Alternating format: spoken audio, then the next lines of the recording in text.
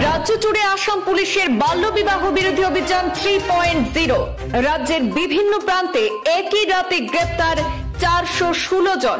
বাল্য বিবাহকারীদের বিরুদ্ধে গোটা রাজ্যে রুজু হয়েছে 335টি মামলা। টুইটারে এই তথ্য প্রকাশ করেছেন মুখ্যমন্ত্রী ডক্টর হিমন্ত বিশ্ব শর্মা। শনিবার রাত থেকে পূর্ণ গতিতে চলছে তৃতীয় পর্যায়ে বাল্য বিবাহ বিরোধী অভিযান। করিমগঞ্জ জেলা তথা বর্তমান শ্রীভূমিতে 19টি মামলা রুজু, গ্রেপ্তার মোট 22 জন বাল্য বিবাহকারী। জেলা সদর থানা এলাকায় গ্রেপ্তার 7 জন। নিলামবাজার থানা এলাকা থেকে গ্রেপ্তার করা হয়েছে 2 জনকে। রাতাবাড়ি থানা এলাকা থেকে গ্রেপ্তার করা হয়েছে 3 জনকে। বাজারিছড়া থানা এলাকা থেকে 2 জনকে গ্রেপ্তার করা হয়েছে। বদরপুর থানা এলাকা থেকে 2 জনকে গ্রেপ্তার করা হয়েছে।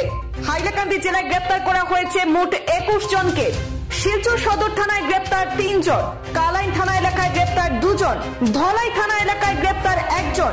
হুজাই জেলায় 15 জনকে গ্রেপ্তার করা হয়েছে। গোয়ালপাড়ায় 20 জনকে গ্রেপ্তার করা হয়েছে। কোকড়াঝাড়ে 24 জনকে গ্রেপ্তার করা হয়েছে। ধুবড়ী সদর থানায় 17 জনকে গ্রেপ্তার করা হয়েছে। এছাড়াও গোলকগঞ্জে 10, গৌরীপুরে 13, বিলাসীপাড়ায় 16, আগমনী থানা এলাকায় 16, কামারহাটে 3 জনকে গ্রেপ্তার করা হয়েছে। 2023 সালের অক্টোবর মাসে চলেছিল বাল্য বিবাহের বিরুদ্ধে দ্বিতীয় অভিযান। এবার রাজ্যে শুরু হয়েছে তৃতীয় পর্যায়ে বাল্য বিবাহ বিরোধী অভিযান। রাজ্যের বিভিন্ন প্রান্তে একই রাতে গ্রেপ্তার করা হয়েছে 416 জনকে। বাল্য বিবাহকারীদের বিরুদ্ধে গোটা রাজ্য জুড়ে অর্থাৎ আসামে রুজু হয়েছে 335টি মামলা।